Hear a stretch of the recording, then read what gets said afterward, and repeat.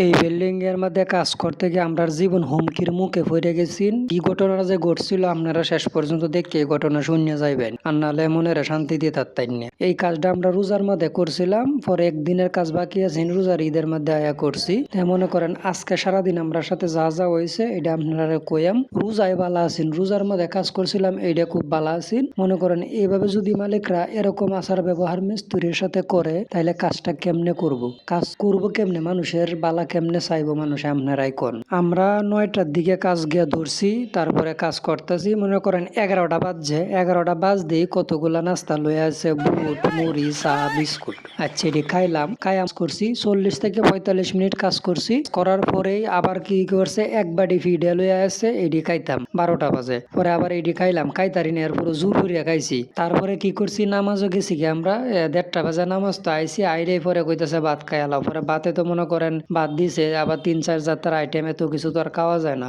পরে কাইরুল রে আমি কইছি নে কালি কাই করস নাকি, খালি নাস্তা খাইতে ভাত খাইতে, আজকে কা তুই কি লাগাত খাইতারস। পরে কাইরুলে কইতাছে উস্তাদ আমি কাই করি ঠিক আছে, কিন্তু এত খাইতাম চাই না তো আমি, এখন তো বেশি দেলতাছে। পরে খাওয়া দাওয়া শেষ করে মনে করেন বিকাল 5টা পর্যন্ত আমরা কাজ করছি, কাজ সাইরে দিছি। আসরের নামাজ পড়ে আয়াতাম লইছি, মালিকও বাসাত নাই। আমরা মনে করছি এই ফাঁকে যাই গিয়া, মালিকে দেখলে তো আবার খাওয়াইতো চাইবো। পরে এর মধ্যে মালিকের বউ আইসা আয়া কইতাছে ভাই আপনারা যাইতারতাইন না, নাস্তা বানাইতাছি খাইয়া পরে যাওয়ান লাগবো। কইছি না, আমরা কইছি না ভাই আমরা আর খাইতারতাম না, দুপুরে যদি খাইছি হেডি। পরে ভাবি কইতাছে এইটা কোনো কথা আমি শুনতারতাম না, ডাইরেক্ট খায়া যাইতে হইব, না খায়া আপনারা একটা ফাও ঘরের বাইরে দেন না যায়। হন পড়ছি আর এক বিপদ। মালিকই ভালো আসেনি, মালিকের থেকে তো বেডি আরোটা হয় খাওয়াইয়া মারি আলবো আমরা আজকে নিয়ত করছে। আইরুলে আজকে বিপদ পড়ছে বালা কইরা। পরে আনিয়া দিলছে মনে করেন বিস্কুট সেমাই দুধ। পরে এনে করছে এক মজার ঘটনা, আমরা প্লাসের মধ্যে দুধ দিয়েছে, আমরা মনে করছি চা। পরে সেমাই কি করছি সম্পাপের মতো সাবাইয়া হুদা গায়ে আছি, দুধ লইতাম মনে নয়, আমরা মনে করছি চা। পরে তো মালিকের